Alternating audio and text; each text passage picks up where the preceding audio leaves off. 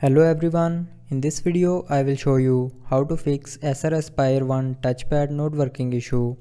So before starting the video, don't forget to subscribe the channel and also press the bell icon. So to fix this issue, follow every single step as I am showing you in this video.